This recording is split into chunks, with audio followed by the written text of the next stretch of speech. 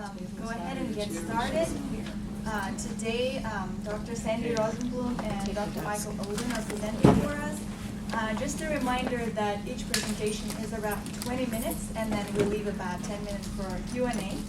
So without further ado, I'll give it to you. Oh, hi. This chair is really low. I mean, I haven't lost 3 inches of height. No, it's okay. So this is a small contract. This is our first year contract. And we were looking at really the sharing economy and the technical innovations around the sharing economy. And the idea was that older people want to stay in their homes. The AARP just came out with a survey last month, and the numbers have even increased. Overwhelmingly, people want to stay where they are, and where they are is largely in the suburbs, and where they are is largely in places where when they lose the car or the ability to drive or maintain a car, they're going to be immobile. They're not going to be able to do things without the help of others. So one of the questions is, what is the role of the sharing economy in dealing with these issues? So I'm going to cover what aging trends are in the mega regions. I'm going to talk about the role of aging in the shared economy, and then I'm going to tell you about a bunch of focus groups. We did one yesterday. We should have been finished with this, but we keep finding, I want as diverse a pool as I can, and I think we just went over 100 with the group yesterday. So that's a pretty large number of people in fairly diverse parts of Austin. And then I'm going to give you our preliminary conclusions, which are circling around our final conclusions. So a lot of you have heard this, the so-called silver tsunami, that in all industrial countries, the number of babies have gone down and the number of people dying early have gone up, and so a lot of older people are living long lives, and we hope healthy lives, so that by 2030, about 1 in 5 people in the United States are going to be over 65, and significant share of those over 65 will be over 80. And this is nothing compared to countries like Japan or the Scandinavian countries, or any country with a low birth rate, which is sort of most industrial countries.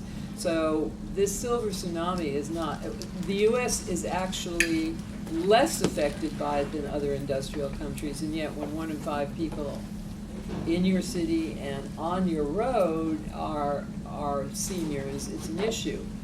But also, no matter what you've heard, the overwhelming percentage of people in the United States, and increasingly in the other countries in which I work, Australia, New Zealand, are living in metropolitan areas, and they're not living in the principal cities in those metropolitan areas. They're living in the suburbs, overwhelmingly. And those of you who know how the census works, these principal cities are the geographic boundaries of some very low-density cities. You can live 20 miles from downtown Tampa, you can live 30 miles from downtown Phoenix, you can live 20 miles from downtown Tucson, you can live 40, I think, miles from downtown Miami, in very low-density places, and you're considered in the principal city. And there are a few counterbalances in the New York region or in the Boston region, where areas that are not the principal city have high density. But overall, these numbers significantly underestimate the number of people who live in low-density places where it's very unlikely that they have adequate public transportation or any kind of options besides the car. Now, one of the things that's creating this concentration of seniors in suburban areas is that seniors are less likely to move than any other group of people, and they're less likely to move. I've been looking at the data for years and over time, and the number of older people who move has been going down every year, and the cause is pretty obvious. It's home ownership, and that's happening also in other countries that I work in, where people used to move out of the center city, out of close proximity to employment, because they were renting and it didn't pay for them to be close to their employment when they weren't employed. But in fact, what's happening is that people are staying put wherever they are once they own a home. And home ownership rates, as you know, are the highest in the United States are among the highest in the world. And so what we have is what's the phenomena called aging in place, where people are staying where they were when they raised their children, often in very big houses. Housing folks talk about older people being overhoused, that is, they're living in houses with 3 or 4 bedrooms, 2 or 3 bathrooms, a lot of room that they don't need. And another issue is that a lot of those houses are not right for them. For example, it's not uncommon not to have a shower or a bathtub on the first floor of these places. So once these folks can't make it up and down the stairs easily, what they often do is move downstairs, but then they don't have, they may have just a little powder room, bathroom. Some of the older houses don't have bathrooms on the ground floor at all. So they're aging in place in houses that are too big for them, that may be hard for them to keep up, depending on the car for their mobility. And look at these numbers. I mean, almost all older people have a driving license. Now, does that mean they use it? No, because very few people give up their driver's license. They can take it away from you, but if they don't catch you doing anything wrong, very few people show up at the DMV and surrender their license. It doesn't usually happen that way. And also, some of you who know these data know these are largely based on state licensing data. And it turns out that if you lose your license and go back and get another one, and then get another one, you're counted in these numbers.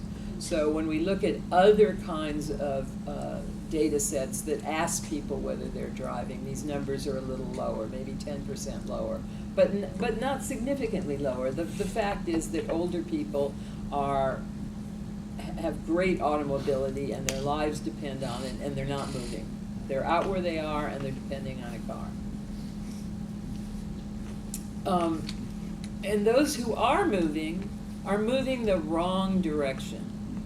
So in 2000, the census does a year thing like that, 2015, 16, what percentage of people move.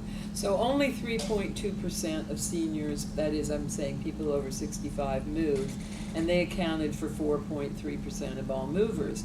But they either moved in or stayed in the suburbs, so the percentage in 2015-16, the moves increased the number of people who were in suburban areas. It increased the number of people who were in non-metro or rural areas, and it decreased the number of people living in principal city, which is possibly more dense than these other places. In fact, this statistic on the bottom we've seen for years. 2 seniors move out for every one that moves into a central city. So you will say, but hey, I just saw this newspaper article about all these people moving to condos in downtown, wherever, Austin, Boston. Those are what we call man bites dog stories. They made the press because they're unusual. People talk about them, but that is not what's happening, in part because a lot of those housing units downtown are very expensive. And you say, well, you're living in a $400,000 house in the suburbs. Well, $400,000 in the central city doesn't buy you much in the way of housing. And people don't want to do that. So yes, a few people are doing it, and absolutely more people are doing it because the number of seniors is getting larger, absolutely, but the percentage of seniors doing it, moving at all, is going down, and this is a consistent pattern of the few seniors who move out to suburban areas or rural areas for every one senior who moves from a rural area or suburban area to a principal city. So that's the situation we're facing. And this is the other situation. You know, there's a lot of jokes about elderly drivers. You should know they're much better drivers than teenage boys. And that, in fact, seriously, is what state highway departments spend their money on. They have scarce money. They spend it on 18 to 24-year-old male drivers. They don't spend a lot of money on older drivers. And the reason is that most older drivers are pretty safe drivers. They're careful. They don't go far from their home. They don't go on the freeways. The kind of accidents they have are little fender benders. And when they're killed, and they are, it's they're killed at rates far in excess of people of other ages, because why? Because you're less likely to survive a crash. Yeah, they're more fragile, and cars are in fact designed for young people, seriously, and they're not designed for women. Older women are significantly overrepresented in crashes involving older people, and that's seriously because, remember when the first airbags came out and kids and women were getting killed and people of short stature? That's literally because they did not test those airbags on women and people of short stature. We have a different body construction, obviously, but in the way that women take the crash impacts, and all of and there's a wonderful picture online from an early conference, an early TRB conference on women's travel issues, where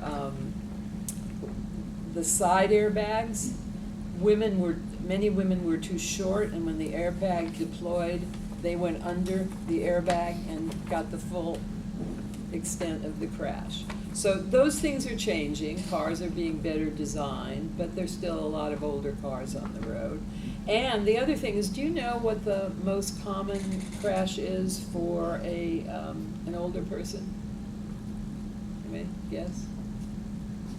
You know. You should. It's that left turn, right? It's that left turn, except in countries where. So I'm going along and I misjudge the traffic that's coming on. Who gets hit first?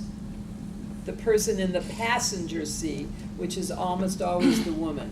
In fact, some of my research shows that whether the woman is a driver or not, she's in the passenger seat if she's in a car with a male driver. And that hasn't changed in 35, 40 years. And it needs to. But the bottom line is that overall, on average, your skills do decline.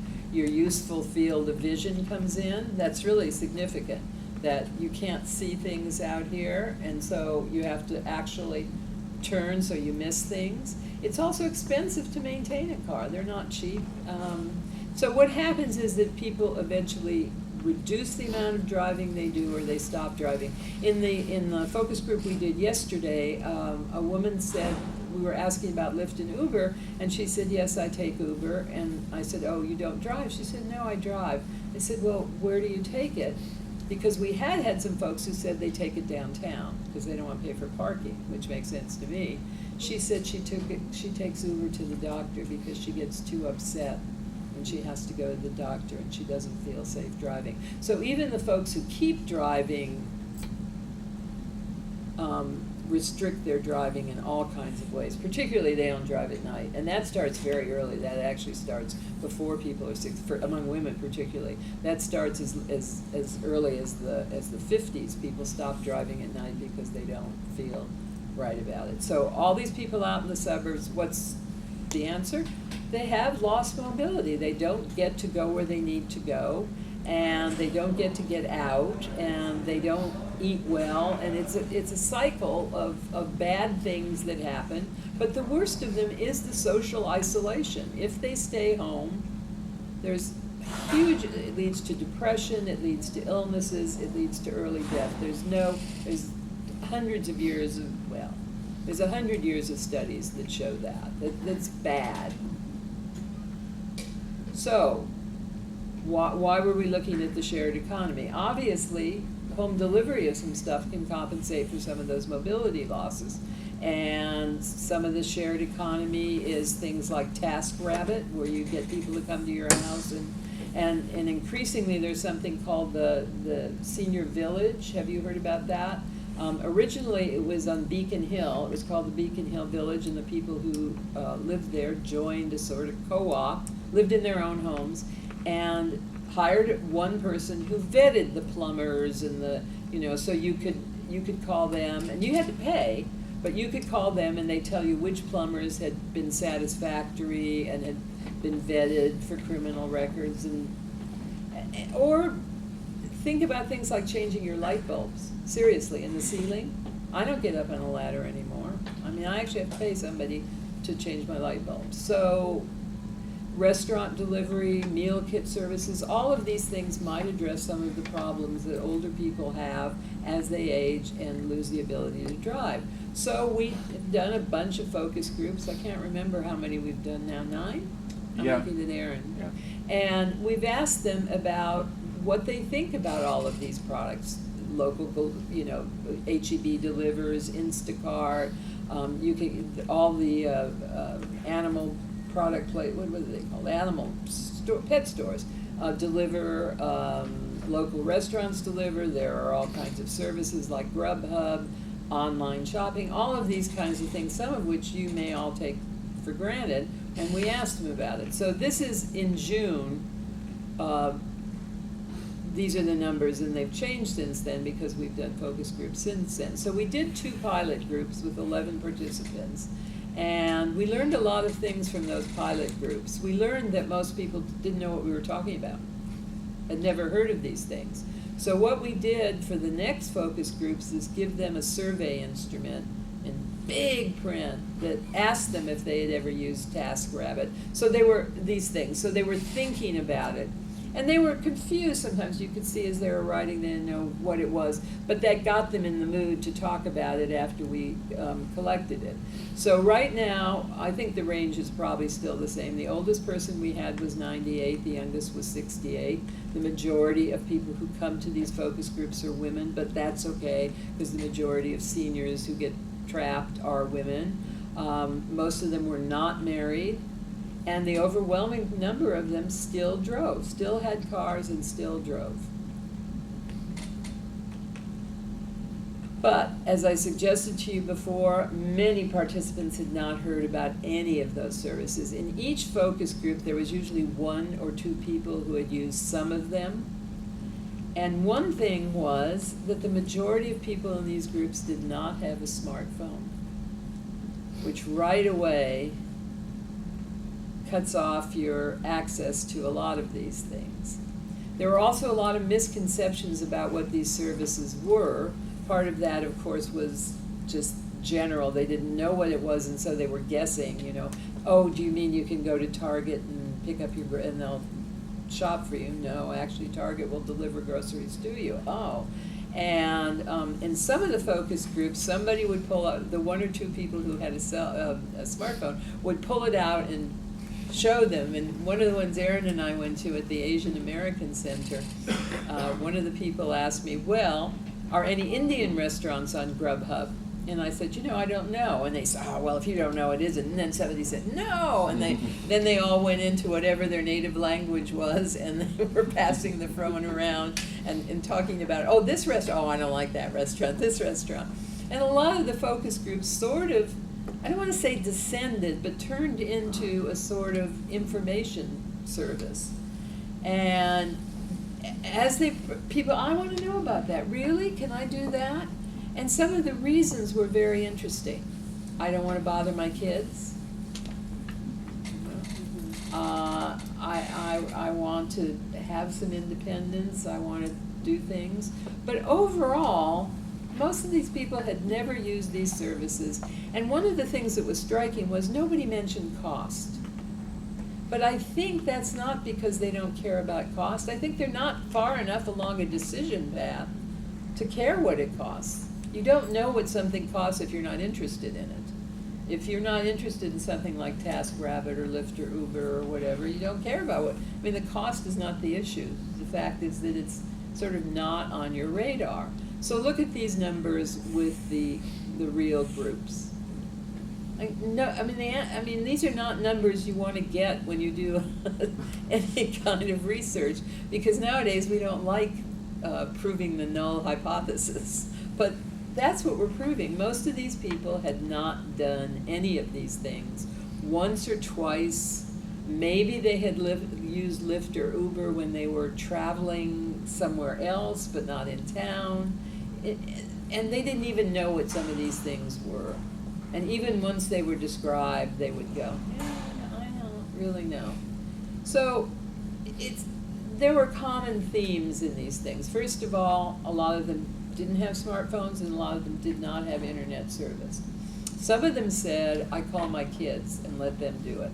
because it's related to the second one, and we really saw that yesterday. Boy, it was an interesting discussion. They don't want to give credit card information. Some of them refuse to pay with debit cards when they go to grocery stores. They'll only give a check or cash. For some of these services, there was a reluctance to pay for them when they could do them themselves. Like, why should I have somebody bring me something? Well, what if you don't feel well, or what if you're in a hurry? And the jump between where they are now and where they might be in the future, they don't make that jump, which doesn't surprise me, because I've been doing older drivers for a very long time. And when you ask any older driver of any age when he or she is going to have to give up driving, it's always 10 years from whatever age they are. Even my 93-year-old, right? So they don't want to think about it, but they're not thinking about it. And interesting, the Lyft and Uber stuff was, they would rather ask friends or stay home in most cases. The whole idea of paying for transportation seemed really, really strange to them. There was also concern about especially in the group yesterday, they were talking about, I don't want, they're going to bring me bad tomatoes, they're going to bring me overripe cantaloupe, they're going to bring me rotten lettuce, I don't want that stuff, I have to see it myself. Then in terms of clothing and things like that, that was something that more people did, but they were still worried about how to return it and what it would cost to return it. There was some fear of who the drivers would be. In every focus group, somebody said, oh, they're out raping, Lyft and Uber drivers are raping, and I'm scared of that. I'm not going to get into those vehicles. There was anxiety about home delivery. What kind of people are coming to my door? Are they going to want to come in? Well, part of the advantage of some of these things is letting these people bring cat litter and dog food into your house so you don't have to carry it. But there's this real fear about who are you letting into your house. And some folks said they just didn't want to travel alone. If they couldn't travel with somebody, they weren't going to travel at all. So there were some problems with this, right? These are not representative groups. And these people are all minimally active, with a few exceptions of people who were brought along who were sort of not there. The majority of them were active people, so the situation where they're going to need this to maintain their mobility is not right there. The male participants were generally married to the female participants, which changed the dynamic. Here's something that was a big problem just yesterday. The staff didn't want to leave us alone with the older people. And in fact, for us to go to City of Austin senior centers, I had to be cleared. I had to go through a criminal background check, and which is fine. I mean, but it's not so fine. The staff were there, so they were there to make sure I wasn't selling anything to anybody or doing anything bad. But they didn't stay quiet, and they were in general much younger, more computer literate.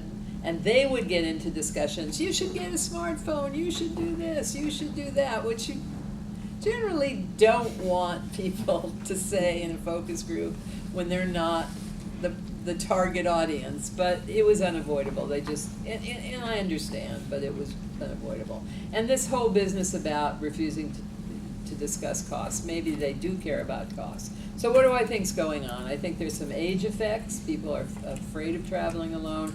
They think they're afraid of being conned or cheated or attacked. They're very fearful of going online. They're fearful of sharing credit card information. And the cohort effects are the post-World War suburbanization. That's where they are. They're all drivers, and that's the way they see their lives. And what I think are period effects are new technology confuses them. They don't do much online. They might do Facebook to see their grandkids, but it's not a big thing. So it's still an open question. What is the potential of older people offsetting their automobile and other mobility losses? You can lose the ability to use public transportation and walk too. In fact, you lose those abilities before you lose the ability to drive. So we're talking about a lot of immobility that's facing some of these folks, and it's not clear at all whether the current cohort group of people over 65 are actually going to be willing or able to take advantage of these kinds of things. So there's no time on this clock, I don't know how, and nobody sent me a. We have 5 minutes for I questions. went over. I have a question. So this is clearly, there's a generational thing going here, because I mean, this was my grandparents. Whether this is my parents, but my parents are probably outliers. My mum had a baby at 57, he's 22 now, it's completely different. But I'm just wondering, are we going to be the same as this, do you think? Or Yeah, I mean, I get because asked we're that all so- the time about everything with older driving Yeah. and so forth, and who knows? I think the driving thing probably is going to stay. When they get old, I can even feel as I'm getting older. I mean, there are things I can't do now that I could do at 18. But I'm just wondering on the technological front, whether, because we're so much more ingrained in tech savvy, I mean, my whole outfit today was brought online, like, you know. Yeah, well, I don't mean, I actually know, often- but, so are and we- then are we more people, attuned, do you think? And what would I don't know, and then people say the answer to the question is self-driving cars. So then after I gag, you know, I mean, I think we got a lot of people that are facing real problems Yeah. before cars drive themselves and before they, you know, nobody knows, are you gonna own your car? Is there gonna be a fleet of, yeah, you know, yeah, something's gonna happen, but I'm not gonna be alive to see it. And I think there's a whole cohort of seniors that's not gonna be their solution. Yeah, I'm wondering if the senior homes or staff, whoever organize the services so that the senior individuals can access or use those shared, whether shared or No. organized at a lower cost or with more trust on the drivers, and then they will be willing to use those more. Kind of I a- don't think the staff sees themselves in that position, though at the Asian American Center, it was clear that every once in a while, the staff called a Lyft or an Uber for somebody who was having trouble getting home or getting there, but the people themselves wouldn't do it. And we did go to one independent living facility way out in Leander, yeah.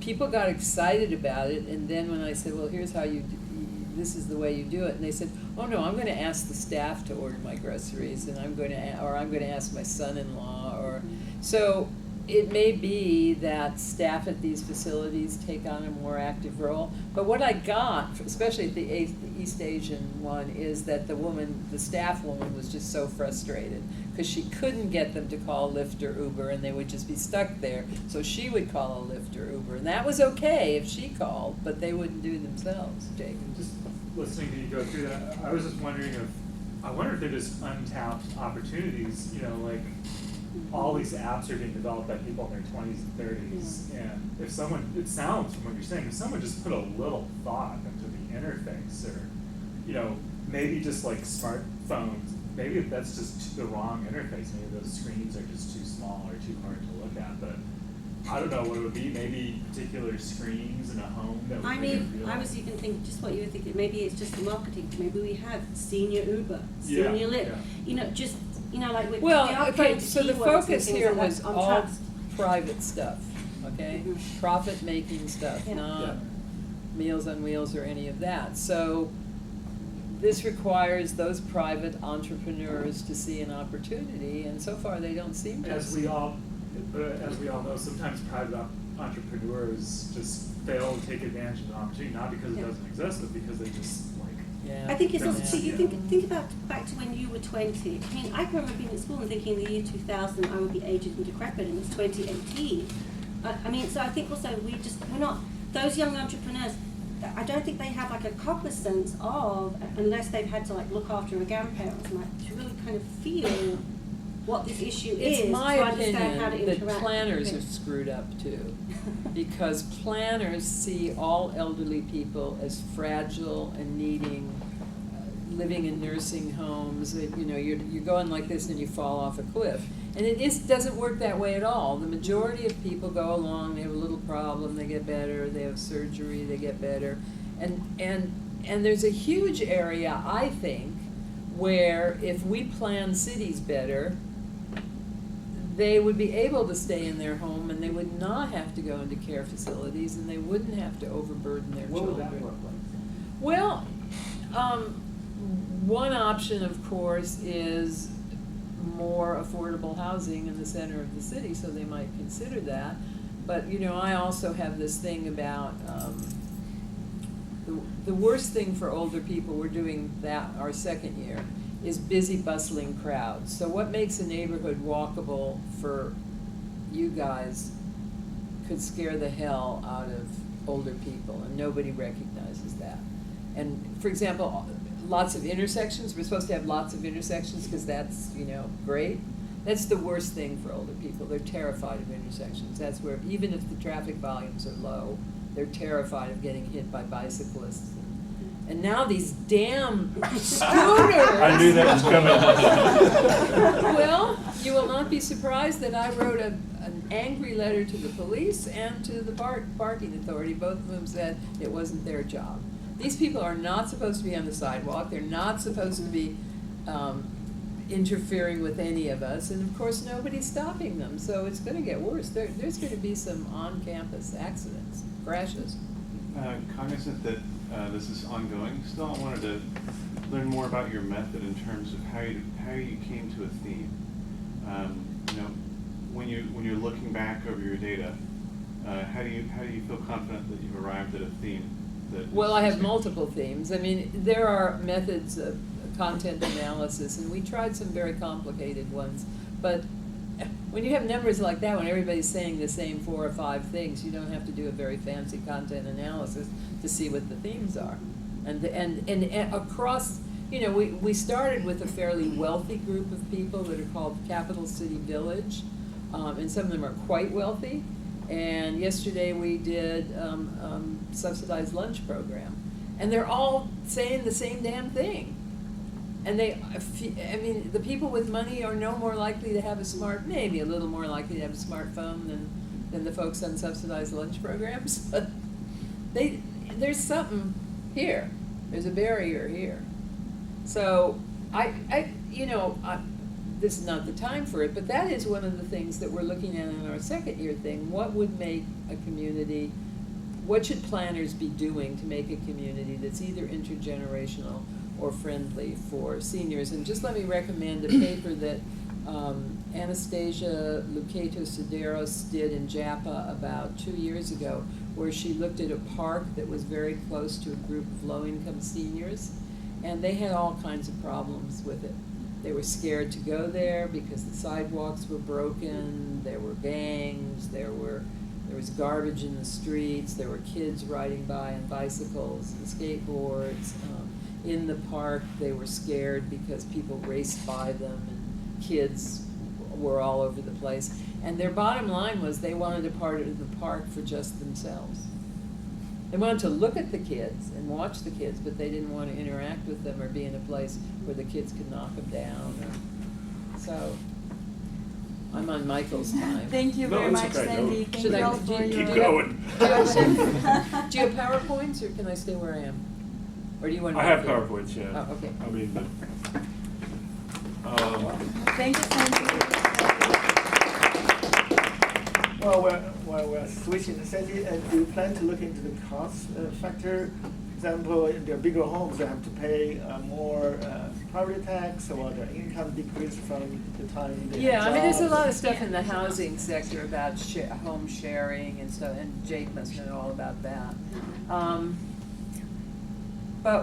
But when they move, they tend to move further out, and they don't buy. I mean, there's some really interesting stuff about in the real estate industry about how they buy all the stuff they didn't have when they were raising their kids. So they don't cook much anymore, but they get fancy kitchens with no, seriously, the real estate industry talks about this all the time. So let's not take Michael's time. okay, that's okay. Today I'm going to report on part of a CM2 research project that actually started in the fall of 2017, then continued really till May of this past year. And part of this project is really kind of a pretty systematic literature review of the kind of megaregional concept and regionalism more generally. and then a kind of qualitative assessment drawing from the megaregional literature of cases that were sort of promoted and advocated in the megaregional literature to see if it was really megaregional planning. And the second part was a survey of MPOs, which we launched in March through the end of May.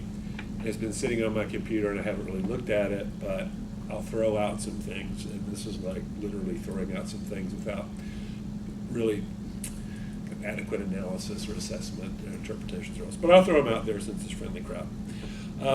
So I come to this not as a transportation planner by any means. I come to it sort of out of a long-term interest in regionalism and regional governance as a kind of theory of human settlement, of spatial fix between government actions and the things that happen when people cluster in certain spatial configurations. So I'm coming out of this kind of history of regionalism, which, as you know, in planning goes back a century and a half.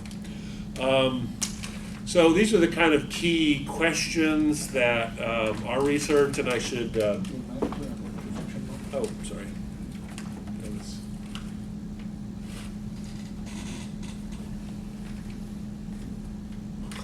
F5.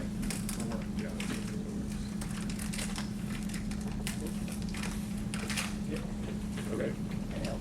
All right. 4. So these are really the key questions that my little research initiative is trying to address.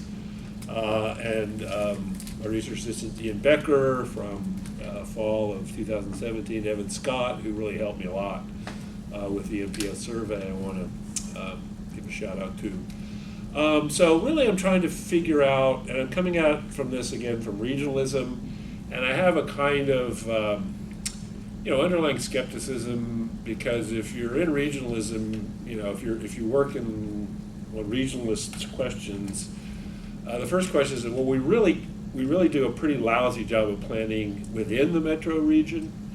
How are we going to plan across these spaces in the metro region? So I have a certain kind of skepticism, which you know.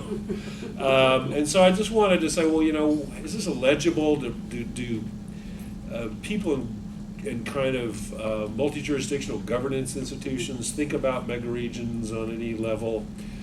So we did this qualitative assessment, which I'll talk about a little bit, and then I'll lay out again some sort of slapdash results, which I haven't analyzed very well from my survey. And I'll skip through a good bit of this. This idea of regionalism has been around a very long time. In the 20s and 30s, the kind of U.S. regionalists were prominent, and they were talking about balancing within these larger regional scales, some of which kind of map to what we think of as megaregions today. We had the megalopolis stuff, and really, I think, from our view of literature at least, the contemporary roots kind of started outside the U.S. with European spatial development perspective in the 1990s, where they had all these different regional configurations, very European, very organized, very determinate, and also really kind of megaregional infrastructure projects in China, where I think at some level the central government was really looking at these from a kind of logical, spatial, functional sense, and building these large infrastructure projects. So in the U.S., you begin to see in sort of 2004 or 5, you begin to see this sort of importation and kind of advocacy for the megaregional concept. And it started out as a real regionalist concept. It's environmental system connectivity, topography, infrastructure, economic linkage, settlement patterns, land use, and shared culture and history. This broad, which again harkens back to the old regionalists of the 1920s. Well, most of these things didn't really fit into kind of any megaregional geography as defined by really kind of urban conurbations connected by infrastructure. So it kind of boiled down to relationships or scales tied to population settlement patterns and economic linkages. And those are infrastructure systems and settlement patterns and land use. The environmental stuff kind of went away, more or less. These ideas of cultural regions and so on. I mean, how do you define that? It's always been a kind of fool's errand. So, so the rationales for planning and policy at the megaregional scale, again, are pretty old, durable rationales. It's a spatial fixed rationale. We have all of these problems due to, essentially concentrations of urban settlement patterns, and our jurisdictional and governance systems are out of alignment with that, and there are obvious spillovers, network effects, economies of scale issues, where our existing government institutions just don't fit with the scale of that emerges from these settlement patterns. So it's really a spatial fix argument, again, very old argument. Now, one problem with the megaregional discourse in general is there's lots of different definitions of megaregions. And we reviewed 4 of the most widely cited megaregional definitions and maps. And you have this America 2050, which is the kind of megaregional advocacy group, has this set. You have Lang and DeVite in 2005, different set of megaregions. You have Richard Florida, who looked at space lighting things, and you have that.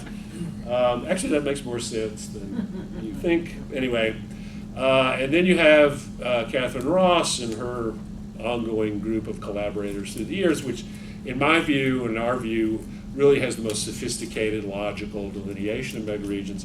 So you have all these different spaces of megaregions. So when you ask somebody, do you think about megaregions, or do you plan around, what megaregion? So this is kind of an enduring problem in the megaregional discourse, is that nobody knows if, where, or when they're in a megaregion, because there are all these different definitions. Just so you know, Federal Highway just came out, it's about 3 or 4 weeks ago, came out, there's a new map from this Ross map. So I'm thinking Federal Highway had commissioned Catherine to do some further work. So she's added to this. So she's added in a new megaregion that basically runs up from Salt Lake City to Denver, which is called the Mountain West, and which actually the Arizona megaregion has kind of been pushing for because they are tying it to a new interstate corridor that they want funded. And then she has another one that literally runs up like the Mississippi Valley almost in there, and then kind of takes a dog left on the map. So if you do that, it'll come up if you type Federal Highway and megaregion. Yeah, I was using, anyway, I framed this at the end of the day. My point here is there are all these definitions, which is intrinsically problematic for this discussion and for thinking about rationales for and actions of planning at a megaregional scale.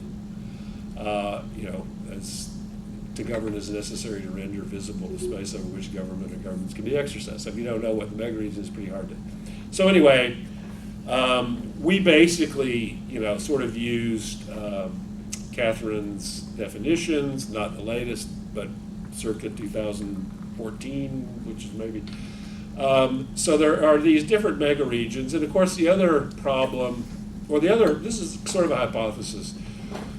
Since these megaregional spaces, whatever one of the above 4 you wanted to pick, they don't map to any jurisdictional element within the U.S. system of fiscal federalism.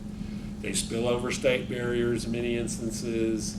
They don't map to any other kind of government level. And this is the kind of key issue.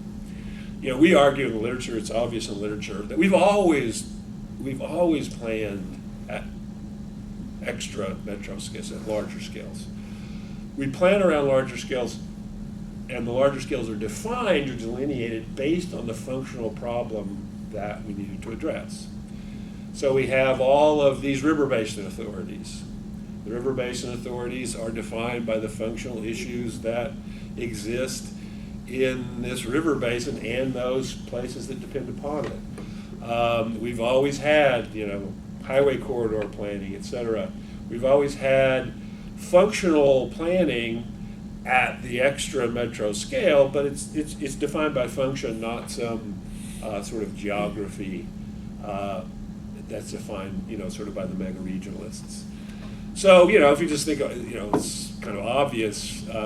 If you look at the network of interstate and connecting highways, it's planned around urban conurbations and population centers. So these are, sort of the issues. So we said, all right, well, if we look at the kind of intermetropolitan or multi-jurisdictional collaborations that have been identified in the megaregional literature as examples of megaregional planning, what do we find? What is the kind of salience? Are they really planning in meaningful ways on these scales, et cetera, et cetera? So we looked at 19 large-scale multi-jurisdictional initiatives, and then we did an in-depth analysis of 6 collaborative initiatives that were identified in the megaregional literature by Catherine Roth, by Margie Doer and others as, cases of megaregional planning. And so we reviewed the literature about these, we looked at the websites, we looked at all the literature. I'm not saying we did a sophisticated content analysis, we did some content analysis. Where do they use the term megaregion? Where does it show up? How do they use it? So of the 6 that we looked to, and I won't belabor this, and on this little screen it's pretty hard to read, but we found really sort of one clear case. This is the Arizona Sun Corridor project, where the megaregional scale is kind of constantly mentioned in their public documents, and they talk about the megaregion and so on and so forth. And yet, even in that case, they changed this initiative, changed the definition of a megaregion about 3 years ago to extend across international boundaries into Mexico. But they did mention it, and they did, definitely highlight it. The Buffalo, Toronto, Niagara Joint Planning Initiative, which doesn't really map to any existing megaregion, but they definitely use a lot of megaregional language. And this is just an aside of I think this is a fairly, with the exception of, I think Buffalo and Niagara are trying to connect themselves to Toronto as a kind of economic development promotion, and hey, look, we're connected to this really fast-growing, cool city. Now, this is just my own. Anyway, but it wasn't really, even, and these were the ones identified in the megaregional. There just wasn't a lot of recognition, perception, active planning, at the megaregional scale in these cases. And then we sort of evaluated, well, what kind of planning activities and how significant were they? Do they just kind of get together and exchange information, have a few meetings a year? Do they collaborate and produce joint studies and white papers and so on and so forth? Have they adopted memorandum of understanding between participating government jurisdictions? And have they proposed joint projects and investments with other participating government institutions? And again, pretty spotty. The Arizona Sun Corridor and the Buffalo, Toronto, Niagara Joint Planning Initiative did. The Florida MPO regional alliances are quite significant, but they're not at the megaregional scale. These were kind of strongly driven also by kind of leadership by state government, in some cases, certainly in the Buffalo and the Great Lakes, by federal initiatives and federal investments. So basically the key findings from this kind of lit review and qualitative is that, there's modest evidence that megaregional scales have resonance for these government or government institutions and actors. It's mentioned, again, some used it. Does it really, organize, kind of systematic analysis and significant planning activities around this scale? We didn't find much evidence of that.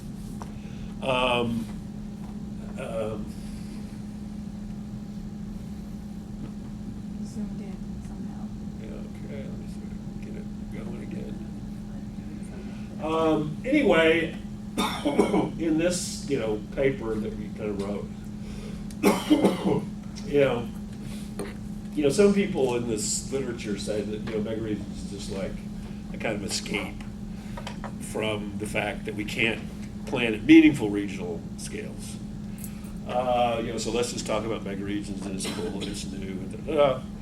I don't think that our review of the literature and our review of the cases warrants that level of cynicism. But I guess the takeaway is that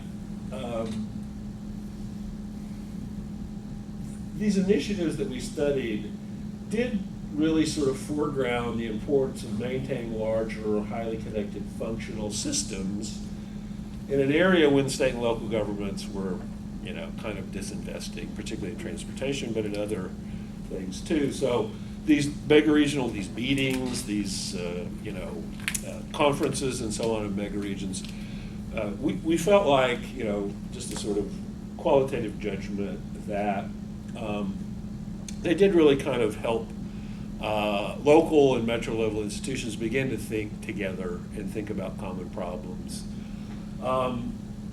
So then the next phase, which is the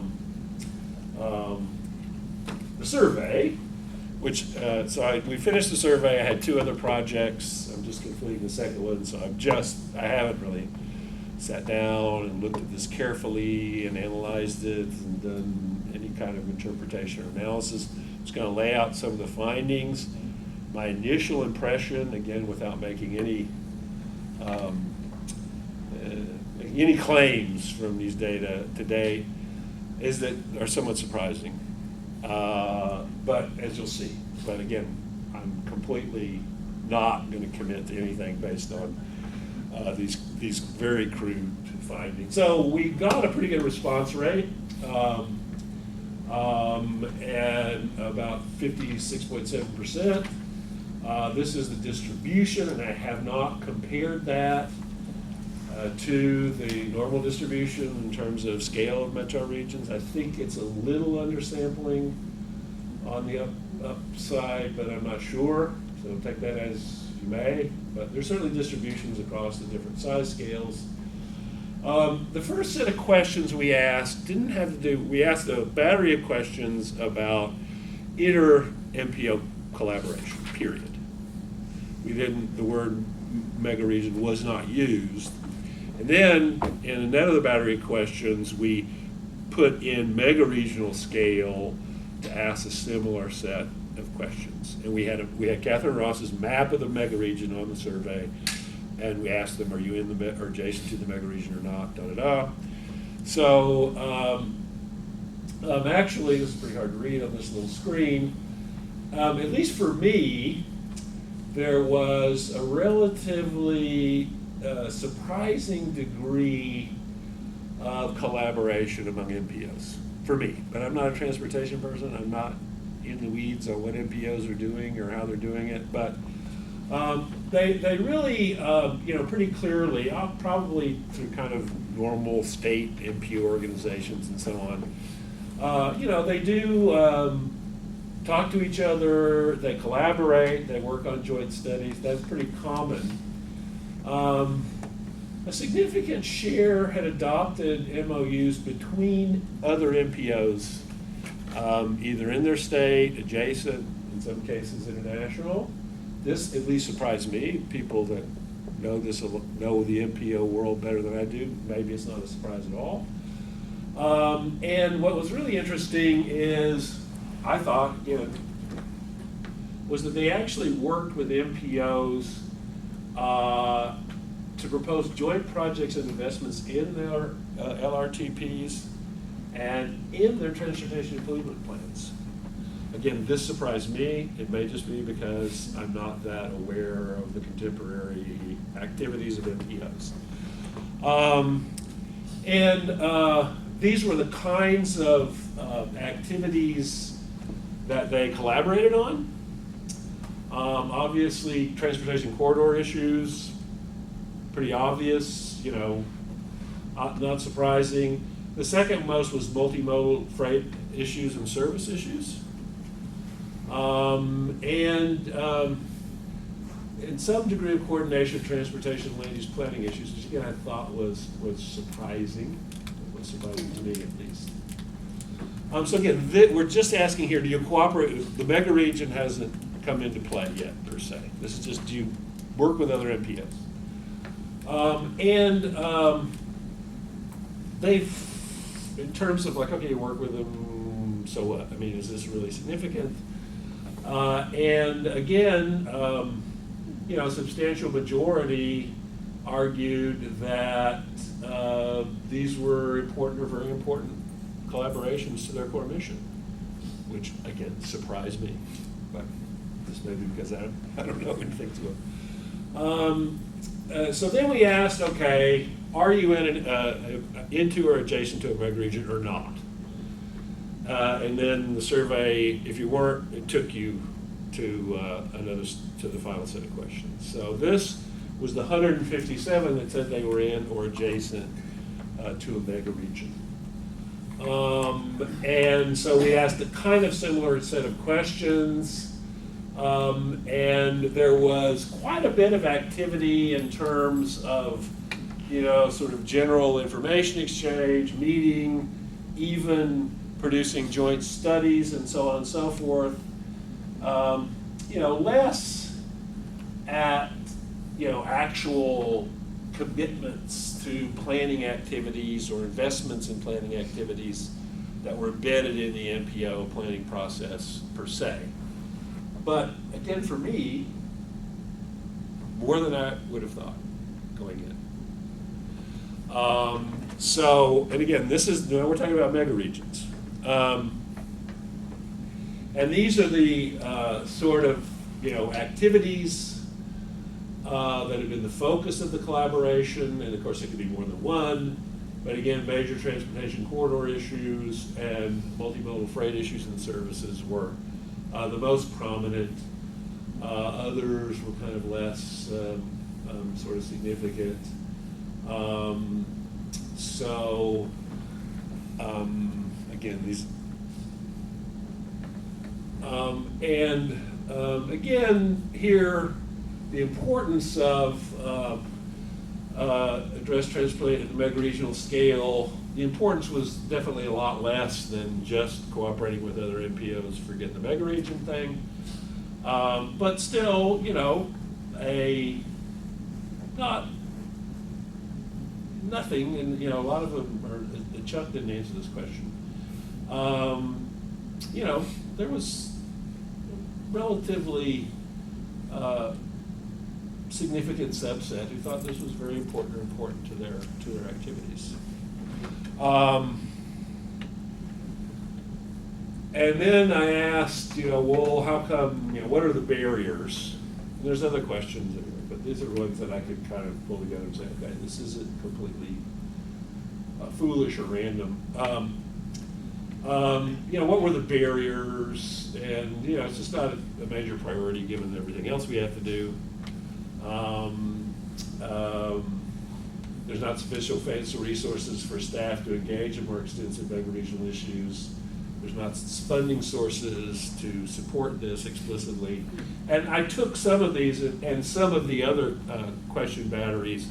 I tried to sort of use some of the structure and some of the choice sets that Catherine Ross used in the survey from, I think, 2012.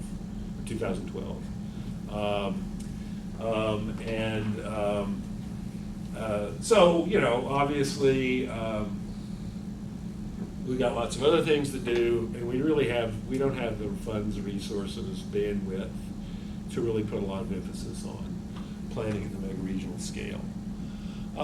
So that's just, again, I just am starting to look at these and think about these survey results. Again, do not say, oh, I saw this really interesting, you know, finding, you know, because this is not ready for prime time at all. But anyway, I just wanted to give you a picture, and I do think, I mean, one thing I can kind of confidently say, I think sort of orders of magnitude, these are, I think, fairly meaningful, and again, at least for me, I found a relatively surprising degree of collaboration, and in some cases meaningful collaboration between MPOs, and even the megaregional scale, maybe more than I thought. So again, that's what I got today. It's Michael, thank you so much. We Yeah. are running out of time, Okay, so sorry. we will take 1 or 2 questions, but if folks need to go, we'll understand. So thank you again. Sure. Any questions? One question/observation. One, Yeah. I wonder why you anticipated there would be less collaboration among these NPOs. Well, part of it was from literature review. Just looking at it and seeing a lot of articles that talked about, you know, the failure of MPO, you know, the literature just sort of, there were no kind of sort of foreshadowings in literature that we would see much significant collaboration between MPOs. That's one, you know, sort of level of judgment, or one bias maybe that I had going into this. And just from kind of what I read or thought about, and people that work at MPOs or work with MPOs talked about, I guess I had the bias or kind of that. There's some collaboration, but it's kind of. I'm wondering if part of what you observed with them having MOUs and, you know, seemingly some well-established level of collaboration might be explained by MPOs that are actually pretty next to one another in the same metropolitan region, because there are many regions where you could conceivably have one MPO, but just the local politics have dictated that they've chosen to have their own individual ones. Yeah. The state Well, that's of- the Florida case. The Florida, yeah. Florida is like. And, you know, I think what I'll try to do as I get into this and start kind of manipulating the data is, and I think I can do this, I'm not 100% certain, but I think I can find adjacent MPOs from the people who answered the survey. Uh-huh. And maybe pull those out and see if that explains a lot or not. I'm pretty confident I can do that with, you know, with the Going survey south of results. Texas, like a one county, one MPO, right? The south of Texas, there's several, 3 or 4 MPOs. Each county Yeah. got one. So that may explain a good bit of it. You know, I don't really know. But I think I'll be able to, you know, look at that when I have some more time to work with the data, with the survey results. And some states have stronger enabling acts where they actually require, so Florida is the prime example. Yeah. They require these regional MPO collaborations. So it's set out in the enabling act. It is, yeah. Whereas others don't. Carol Lewis, one of our other CP2 partners, she just did a workshop looking at the 290 corridor between Austin and Houston to looking at vulnerable communities. And so she invited everybody from the MPOs along that corridor and from all the rural transit alliances. And so Houston MPO was there, Bryan College Station MPO was there, and they were talking about that they wanted to do some kind of mega regional planning. Well, there wasn't money and there wasn't the person bandwidth. In fact, you have to have a planner that you can free up to do that kind of work. Yeah. And I mean, the Arizona Sun Corridor, the Deputy Executive Director was a speaker at the webinar we hosted on Friday, and she spoke, part of the catalyst for why they've really taken the mega region focus on was, one, she pulled a graphic up of how many houses were distressed houses, after the Great Recession in 2008, and they realized we have to have something more because they fund at the local level through their tax base. So if you suddenly have all these people, and then they've really focused in on economic development and on, they have set up an agreement with every university in the corridor, every local jurisdiction to make sure they don't miss out on federal funding. And so I think there are different impetuses that go into the decision making of deciding, yes, it's worth our while to take time to collaborate. Yeah. So that probably is another part, a subset within the data. It's still. I just wonder if they're really, Yeah. I mean, actually the Sun Corridor does talk about megaregions a lot. They do a lot. I mean, and clearly the Deputy Yeah. Executive Director was speaking at a whole 1.5-hour symposium put on by Yeah. the WTS on Megaregion. So, but yeah, I think, and again, it's politics, it's philosophy, Yeah. then other things added into it. And I think part of the reason we might be missing some data is you know, there was a lot of research into megaregions, and then it kind of dies down, and then it comes up a bit. So it just may be too that we may be missing pieces of data just because of the cyclical nature of research. Yeah. And as it's closing, right? Let me offer an observation here. Initially, we planned to have these brown bags mainly for the GRAs to share their work in progress and exchange and learn from each other and new ideas. Now we're having PIs here presenting, so I really appreciate you're taking this very serious research and sharing this time. Sandy and Michael, and the last time we had Claudia and Jake, right? And then before then it was Danielle and Rob and Lisa. So now we are recording every time, so we should publicize this more. And this kind of a progress itself indicates the importance of research on megaregions in a sense. So I really appreciate that. I appreciate the efforts and our GRAs and our senior faculty members and our other faculty members pay attention to this and really devote to this research. So thank you so much. Thank you, everybody, Yeah, for thank you. coming. Feel free to stay and Thanks for having us. chat more.